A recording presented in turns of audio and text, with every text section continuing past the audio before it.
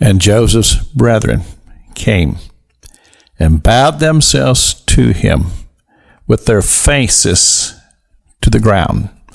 We read this in Genesis chapter number 42, verse number 6.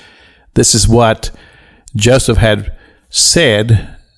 That was the dream way back when he was 17 years of age.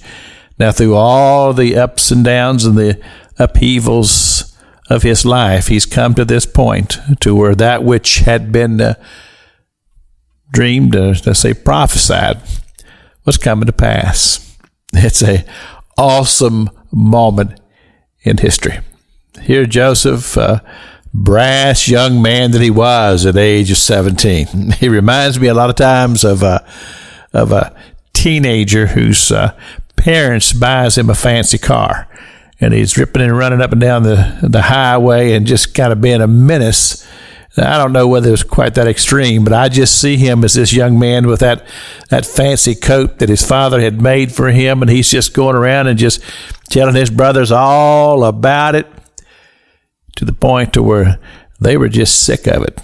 And I can identify with this. I remember back when God called me back to radio. I was so excited because I'd gotten a clear word from God, something I had wrestled with for quite some time, because I'd been out of the radio ministry for 20 years.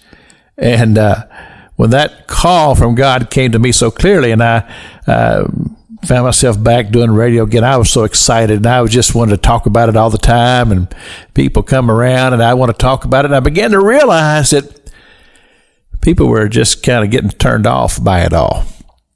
So I made a decision. I said, I'm just not going to talk about it anymore. Just go do it. And that's what I've been doing for the last 20-some years.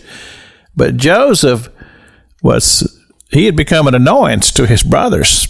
And when they saw him coming across that plain, because he was coming to check them out, because that's where his father had sent him. And they were up at a little higher level, and they plotted. They said, we're done with this kid. Let's get rid of him. And they determined they were going to kill him. And then they put him in that pit, and then they ended up selling him into slavery, and then told their father the biggest lie, stood there, looked him right in the eye, and just told him a bald-faced lie. And now, all these years later, they're standing there before their brother that they don't even realize that it's their brother. All they know is that he is the governor who is going to make the decision whether or not they have food to take back to feed their family. Literally, life and death was in his hands. And that's why they bowed, because they were desperate.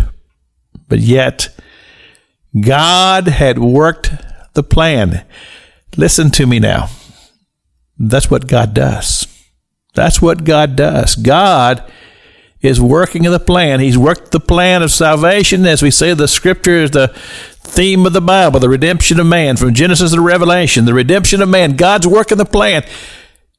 And God, listen to me now, God is working the plan in your life too, and mine. So we just have to trust him, because he's got the plan. This is Pastor Jack King with the gospel on the radio broadcast.